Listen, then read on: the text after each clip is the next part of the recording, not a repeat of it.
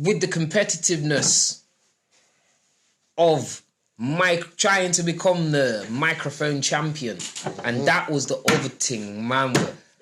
Clashes, bruv.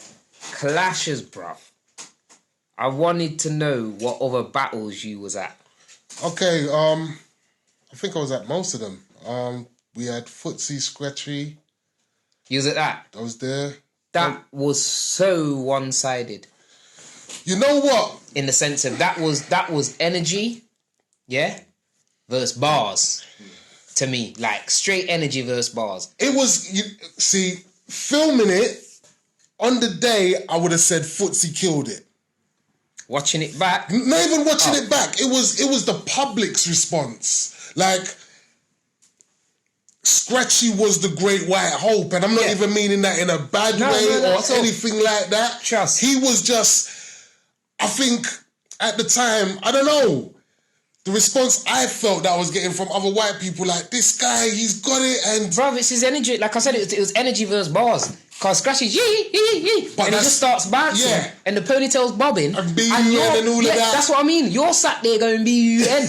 And then, different time though, when man are there and you're back in your full grime zone, it's straight Footsie blood. See, and I think I'm gonna touch on my love and hate with the grime scene. Go on. Because I've been brought up, I was a rap kid. I was brought up on hip-hop, like Wu-Tang, CNN. Yep. First time listening to hip-hop was KRS-One, my philosophy. Okay. I'm a lyricist at heart. Yep. And hence, when I done my first track, I was calling for Sharky, because Sharky was that lyricist. Oh, yeah. Spilling them. It was spilling bars, you get me? So... I've always had that in me. So guys that can skip over the beat and get intricate with words, I love more than energy. And what's funny is, when you say that about Sharky's old grime flow, to me, is New York rap. Where man say, like, they get words, they get it out. He was the first to adapt it. Yes. At that time when we was trying to do our thing, I was still trying to come to terms to this 140 BPM. Because I was on this hip-hop vibe, you understand? So... I'm either speeding up double time or super slow or off on beat, whilst he was like mechanical with the shit. And I was looking at this kid like, whoa. No, I hear that. Like, for me, that's where I enjoy it. Like, seeing guys like, I still admire these guys like Goods, Dirty Dogs. Oh, yeah. Like, for bars. Like, intricate with it. Flow. Very. Everything's nice. Then you got guys like Shark Major. Sorry, like when you say that and you say Goods, after, like with Storming, to me, style upon style. Storming, what? Do you want a reggae mixtape? Do you want a bashment? Do you want a grime? Do you want a hip-hop? Do you want your after B8? Like, to me as well, and that's no disrespect to Storming, love Storming, because Storming's my boy, innit? Ghetto, we put that on the first load of the decks. Trust. But, he wasn't really a lyricist for me. No, flows. He's an entertainer with style and pattern. That's where like, you see the flows. He's on Control Crowd. Yes. It's that. Yes. Dugs embodies that. And with that pen. Like, it's always, like it's the disgusting. Lyrical content with the delivery and the thingy. You understand? And then you got the Wretch 32s. Nah, wait, stop there, because we can't go too much into Wretch, bruv. Go on, why is this? I listen to Learn from a mixtape. I still play music from that to this day. Because I believed then I learned about a person, like the lifestyle, his everything through that mixtape. And that is how I believe music should be. And that's how products are supposed to hit you. Yeah. And that's why, man, respect Wretch, because he's from that school. He knows how to... He knows how to put the words together, but also to create this picture. You understand? And that's where my love for the thing comes in. And then you got guys like Kano. Yeah. Like, on his Take You Out verse. Like, I remember when that verse come and I'm hearing the verse back. And I'm like, who's this guy? Yeah. Who's this guy?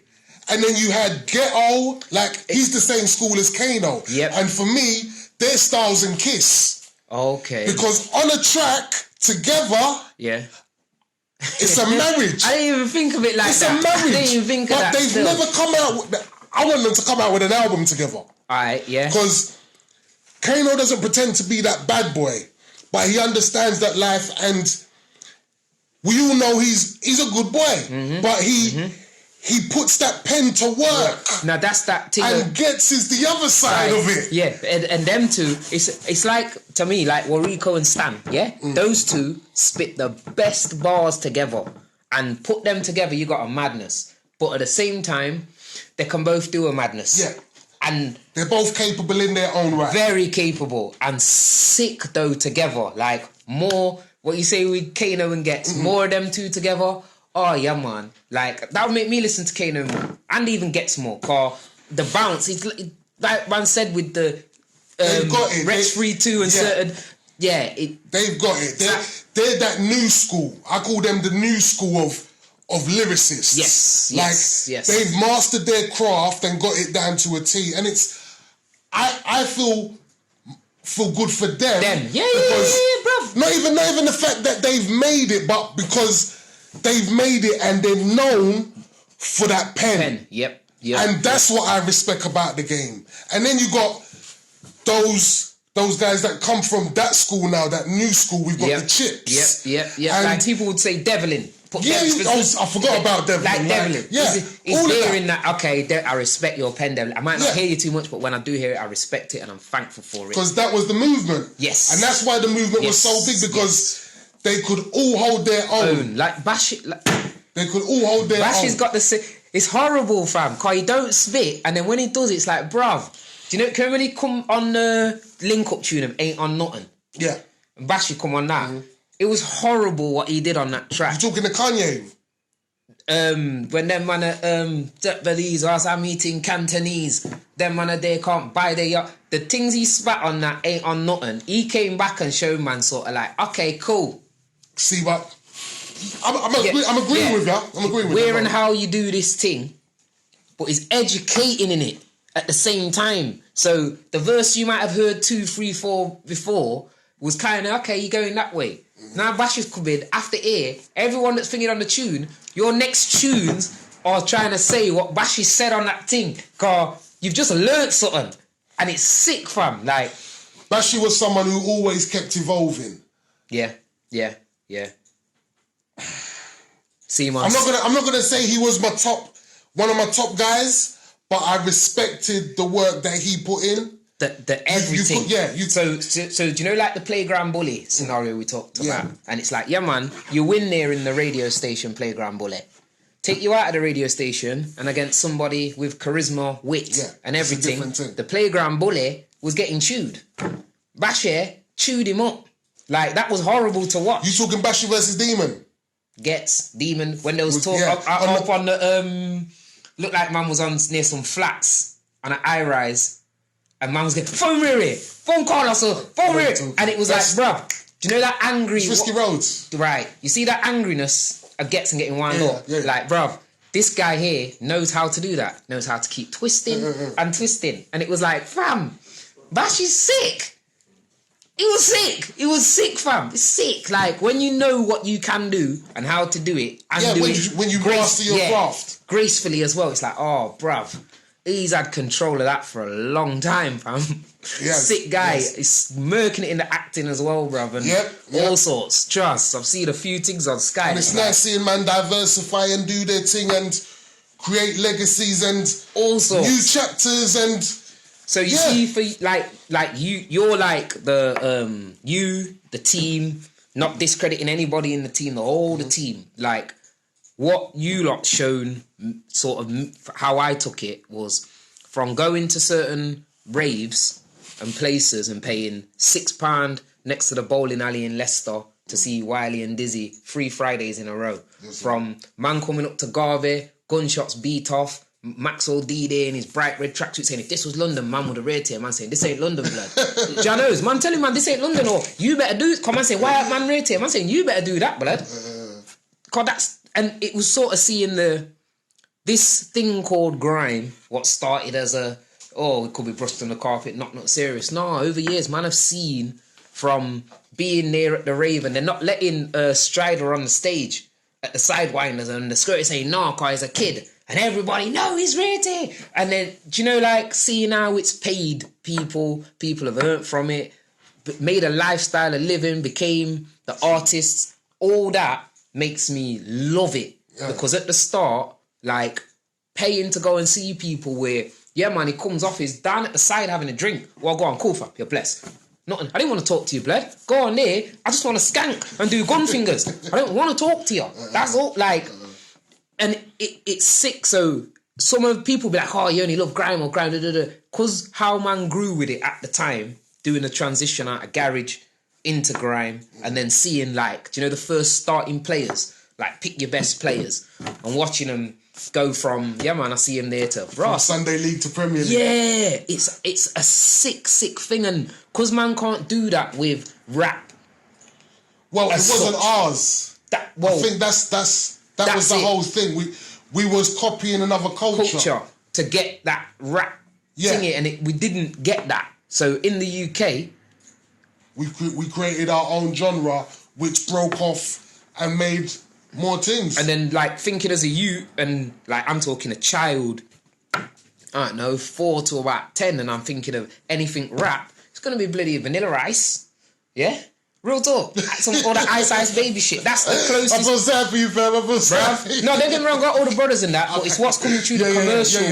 When I'm hearing Snoop, and I hear the thing, I grow up, I want to be a motherfucking hustler, that gets repeated in the house. My brother's getting screamed at. Like... Tapes are getting snapped. All sorts, fam. I remember looking at that thing here and thinking, like, oh my days, that dog has, like, a back off, like, on one of the Snoop thing, like, fam... On the cover. That's what I mean. Like, so how that couldn't be projected to mankind of. So when I'm saying, like, rap and rated, it makes it different now. So when people say, like, "Yeah, I was 11 years old here and so solid," I'm thinking 11. But that was, do you know? That's what I'm saying. A whole generation been brought up on it. And I used to think, like, how can I get it? No, it's different ages, different times. I'm thinking, like, mum was hearing solid. No, that's for how they was hearing it. They was going to school going, "Oh no, that's the way." They was, you get me? Yeah. Jazz. Man was going to school going, we got the vibe, yo. And like, that's the thing about music. It takes you back to a place. And that nostalgia effect. No, it does. And, like, when you say that about take you back to a place, like, man after Janos, like, bruv, if you, Jammer, Ratty, the team, didn't do what you'd done, the culture... The UK culture. Don't get me wrong. There's plenty of people that could have done it. Yo, I was still spitting. I was a producer. I did rate. But some of the things what you was doing when you was spitting, wherever, or these people doing whatever, it didn't have the same impact. Like when you was spitting and you've been on it and producing since whatever, you wasn't distributed to knots, leads, less, like, you get me? So it is, Janos, it is a thank you, cause you lot changed the whole demographic of how things work, of how music is put to people, visually, underground, do you know what I mean? Like, packaged. And then set the pace of now, Tom, Dick, Harry, Jane, Bill and Bob, we're all making our own DVDs with the CDs, and then we're going to sell them. So it's like, for instance, with Lord of the Mics, making that step into HMV and all of that stuff. That's a monumental thing for the UK on a whole, fam. Because without... It needed to happen, though. It was a natural involvement. It needed to happen, and it was that involvement where someone somewhere had to, do you know what? These guys are doing good and they're all right. And then they can see, okay, there's numbers behind it. Let's go. Because more time, people can be like, nah. And just cut that, just say no. And, okay, things run out, it normally runs. Because now we've got how many different people from a culture and demographic that didn't used to be knocking our door to say, hey, we want the CD before it comes through an engine. Yeah? Do you know what I mean? Where there's not so much saying what goes to what and what not. So you lot, like, broke a barrier and opened the door like an independent door. Do you know? Going back to what we were saying off camera, like, it was my hip-hop background that kind of made me have that thinking, because I saw hip-hop change in States. I was a doo-wop fan. I was listening to DJ Clue. So I knew about mixed CDs, and I was so surprised that no one was doing it over here. But then this is how your you was more business minded. I was just a fan. Okay. I was just a fan, bruv. Like, serious, I was just a fan. Back then, I can't act like, seeing things and rating mixtapes. No, I'm just buying mixtapes. I'm buying singles. I'm buying rap singles from Selected Discopay like crazy. I'm in my teenage years. I meet different girls every Saturday. They buy me rap CDs. And a milkshake. You get me? Back of Yo, bruv. Each Saturday, fam, trust me, this is my thing in town. If I finished ice skating early, bruv, we're going Selected Disc. God. See, you say you was a fan, but I'm going to say the same thing. I've always been a fan of culture. And what I've learned throughout my years is culture repeats itself. It does. In different shapes and forms, but every 10 years. Like, there's every 10. There's a rebirth and a movement again. Yes. And we just fell in that right place at the right time, and I could see it happening. So I just tried to get in and maneuver where I could. But it's like you say, right time, right time, place. right place. And at the same time, fucking work rate, bro. Yeah, some of them DVDs, how long man must have been on the road to film, then to distribute, then to that takes a lot, bruv. That takes a lot, fam. Yep. Them cardboard petrol station sandwiches and just travel belly yamming. Yep. You just travel. Look, he's doing it now. Yep. You got cakes in front of me and my belly's talking to me, fam. Belly chewing beg you a couple of them cake, no man. Yo, brother, you have to wait, no man. No cake, I run, no. But yeah, freaking. It's sick, man. No, it's sick. And then hold on. Cause how many clashes things man have been part of? Yeah. Bruv. You was part of one of the most, if not the most legendary song in grime history. You talking destruction? No. What are you talking? I'm talking Pow, bruv. Oh yeah. Cause I think that was a big one. Because when I say this, play nearly any person, Pow. 10 seconds of Pow. They are singing Pow. I'm late for the day. All ages. Yep. I've heard you sing Pow and they don't know Pow. But it's because of it's entrenched in the culture. It is. And how did becoming part of Pow's direction, production, tell us something, brother? We was working. We knew this guy called Mo, who was a up and coming film guy. We have no experience of filming, so we went to this guy Mo. He got the video. He was directing. We co-produced. We writ what's the word? Storyboard. That's the one. The storyboard. Went to locations. Sick. And that's my dream job, we filmed it all in one day. Yeah. I'm sure we did. We filmed it near enough all in one day. Yeah. And that was a changing point, because even though, you know what? No, it weren't a changing point. So Solid killed it with 21 seconds. Oh, yeah. Salute to them first and foremost. Bruh, they took it to levels and showed man where this thing could go to. 100%. So we weren't backed like that. We didn't have the money, but we was trying to make it as visually enticing as a 21 seconds. Yeah. How we could, with no budget. And that's when they saw the DIY kind of ethos of doing it yourself really works. We created the video and the rest was history. It just became a monster. You knew at the time, innit? We knew we had something special. We did. We did. We didn't realise how special, because even just capturing the moments, I'm not even gonna lie. When I first heard Pow, kick back in, brother. 21 seconds did in helping you guys. Yeah, we were just trying to create something as big as that. Yeah. But without the budget of it. So okay. Alright.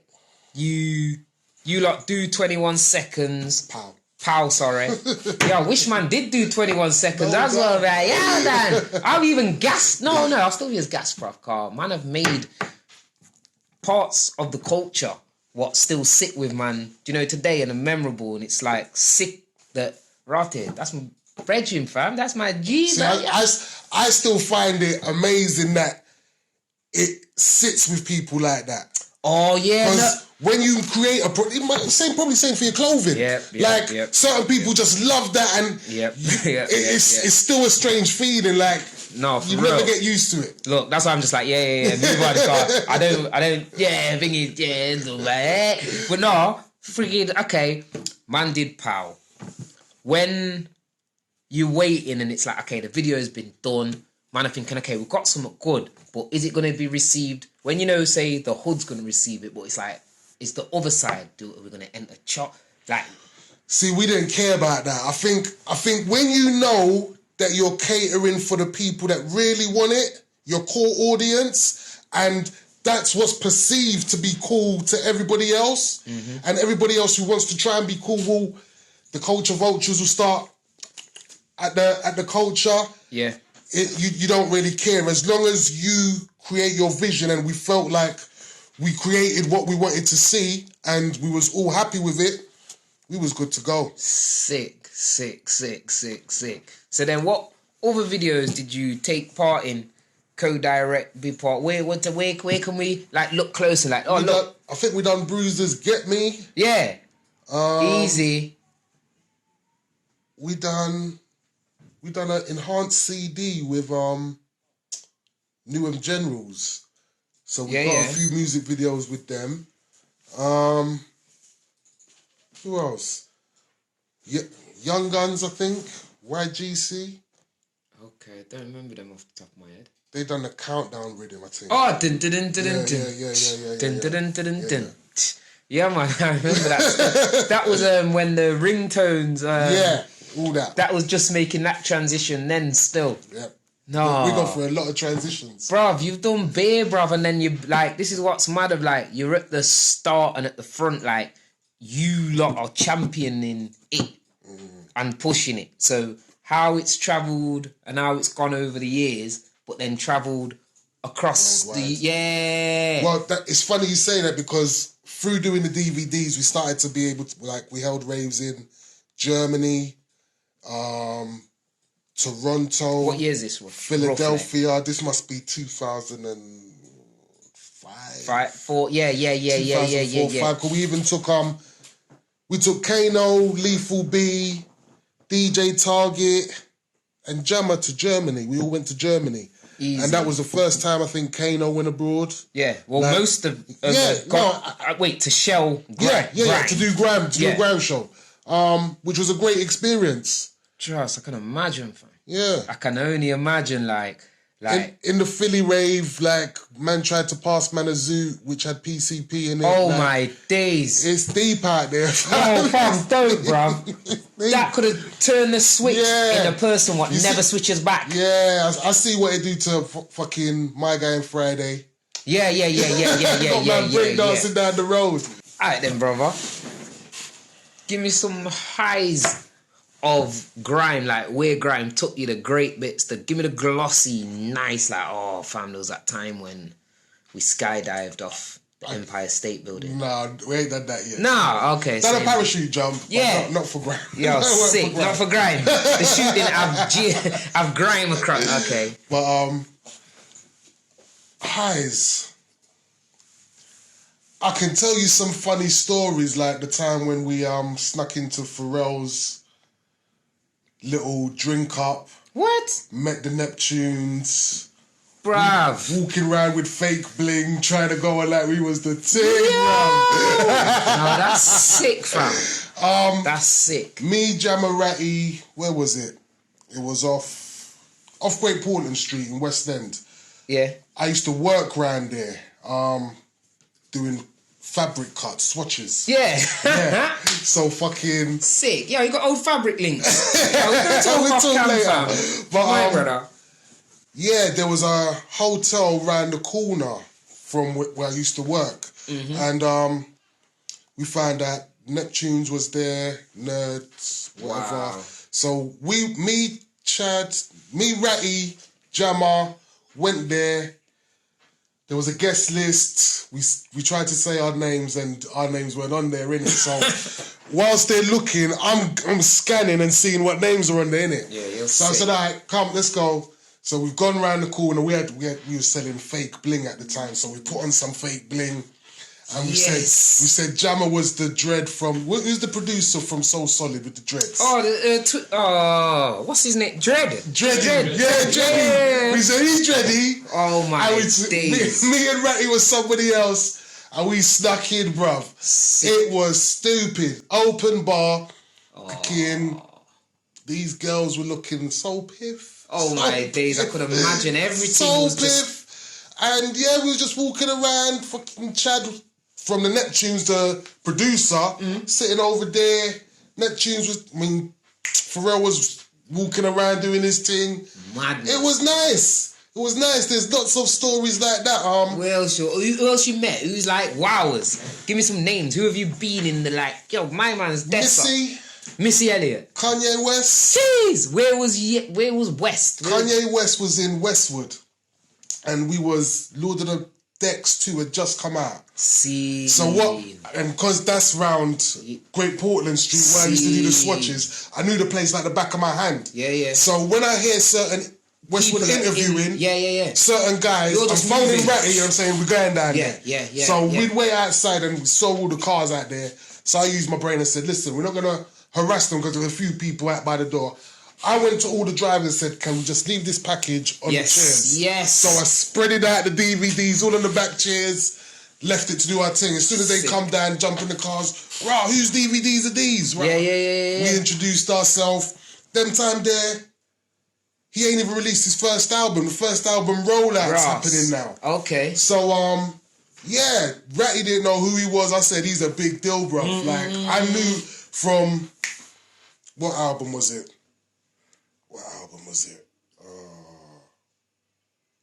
It's not the Black Album with All I Need on it. All I Need, with H to the Izzo, the Takeover, Song all Cry that. and all Blueprint. That. Yes, the Blueprint. Come on, bruv. So I knew him from that resume, and I also knew he was producing for Brandy and all sorts. Hey, so bring back an era of a time of just like blueprints in my heart, fam. Like we met him twice. We met him there, and then one time we was in Nike, getting a few bits and bobs. And then A-Side said, yeah, you man got to go in the lift. We just see Kanye step out. We're like, alright, it's cool. Guys, if I thing, just for Kanye. Pick up your trainers. Can you leave, please? Why? What's going on, Kanye? Is it? Oh, okay. Yeah. But we had a lot of stories like that still. No, that's good mental. Good times. That is mental. Anything else? What sits in like the heart of the yo? You know, you're gonna tell your son like sit there and say, hey, Cairo. You know, one day your dad. You get me? Or not even one day. Just tell him. Or I'll tell him. I'll tell him the whole story. Yeah, I'll tell him. I don't think there's one thing in particular that stands out. I think it's nice to know that we achieved a lot for the culture. Yeah. I think my greatest disappointment was people didn't take us seriously enough. Okay. I felt because we were young black guys in the industry, running up and down like headless chickens, and because we weren't artists, other guys like other managers will go people with the behind artists. the scene didn't know how to take us. No. Why are you doing this? Yeah, they just... I'll just go and pick up the artist and say, listen, come here, mate. They couldn't fuck with the mind state. They don't think they really understood where it was coming from. I'm sad about that, but it's nice to see that it's changed. And I mean, like, you lot helped make that change in the sense of the transition of some people coming knocking on a door first. Yeah. You lot were the first from a certain demographic knocking on that door without big management and other like-minded people to help it go along. They only had you guys. You guys only had that door to knock and say, listen, look at my sales and look at what we've to go for. And it's well, the brand spoke for itself. We didn't even have to talk about sales or anything. Like, people just knew the brand was everywhere. Like, at that time, artists were going... They was just starting to tour the country. But they were surprised that people knew them from the DVDs. Yeah. And that's when the people are clicking like, oh, shit. So, it's out here then. And, oh, shit, so you guys are on your grind. Like, they started to realise the thought pattern behind it all. And it's just nice to see that the industry's caught up, and hence you've got guys now doing it big, independent, and just setting trends, which is beautiful. Fam, You helped start it, bruv. You got the ball rolling. You lot helped, bruv. You lot helped make that thing what we enjoy, people live off and everything. Gotta say it again, Capo. Massive, massive thank you, brother, for joining. Come sit, eat, talk. Bruv, you the first man to get the interview. The first man to get the interview. I'm buzzing. It's been a long time coming. Like, jeez. Mate. What? Big screen next. Cinema. You'll help us get there. Yeah, We'll rehash some of these links. I forgot. Yes, that's another thing. I was in a film. Yeah, which? What? Attack the Block. Were you not? I'm in that, bro. Do you know something actually? I've seen the wife say something. If you listen to the end of the film where they're calling out my man's name, you can hear my voice. Like, yeah, I was an extra in it. They filmed it in Stratford. Okay. And at that time, I was living in Stratford, and I was also pitching. What's the chubby guy? Not Simon Pegg, but I was pitching the other guy. This guy. Yeah. So and that's how. Yeah, but yeah. Yo, blood, I've got film ideas, bro. Stories for days. Yeah, like. Well, we could do that now. Yeah, I was gonna say there's a film about a guy, yeah, calls on Mr. Cheese, yeah, runs a clothing label, yeah, he starts a podcast, yeah, he joins the radio, yeah, and then becomes a superhero. Okay, what's the powers? He don't fuck about, yeah? His special superpower is not fucking about. Like, someone's like, hey, Cheese Man, can you help me? He'll just look and be like, you don't need help, blood. You need help inside with your soul, yeah? What you really need right now ain't your cat saving out the tree. Slow down, G. Blood, yeah? He started preaching at him. Yeah. He's saving your soul. Just, that's what he'll do, bruv. Like, he'll just come down and, you get me?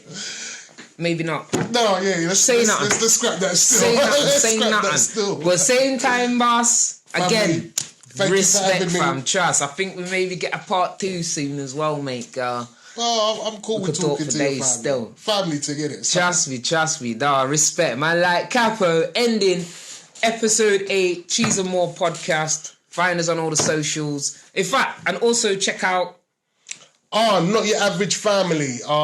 Yeah, I'm also doing a pod about family life. Check us on Spotify, iTunes, SoundCloud, all of them, we there. Check us. We there. Wait, let me budget now and try and figure out. Carl, we'll be going on to SoundCloud next week, in it Ash, yeah, and all the major things, so you'll be able to listen to us too, yeah? And make sure check out Not Your Average Family still. Something to listen to. Something different. Trust. Bless up, my brother. Peace. Bless.